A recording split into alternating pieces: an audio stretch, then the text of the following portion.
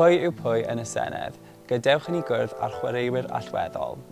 Yn gyntaf, y llywydd, AS a etholir gan aelodau eraill.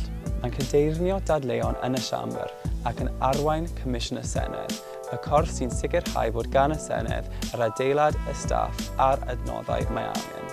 Yna mae'r dirprwy llywydd, sy'n camu mewn pan fydd y llywydd angen cymorth. Ar ochr y Llywodraeth, mae gennych chi Brif Weinidog Cymru, arweinydd Llywodraeth Cymru a'i dîm o ysgrifenyddion cabinet sy'n ateb cwestiynau gan ASau eraill ar polisïau a chyfreithiau. Mae gennym hefyd arweinwyr grwpiau gwleidyddol, un ar gyfer pob plaid yn y Senedd.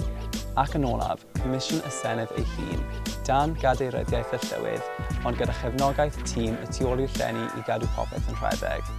Felly, mae'r Senedd yn cael ei rhedeg gan rwydwaith o bobl, rhai wedi eu hethol i arwain dadleuon, rhai wedi eu dewis gan eu cleidiau neu'r Llywodraeth, a rhai wedi eu penodi ar gyfer rolau cyfreithiol neu weithredol y tu ôl i'r llenni. Gyda'i gilydd, maent yn sicrhau bod y Senedd yn gweithio'n esmwyth, yn trafod yn deg ac yn gwneud penderfyniadau yn agored. Dilynwch am rhan 5. Beth yw'r gwahaniaeth rhwng y Senedd a Llywodraeth Cymru?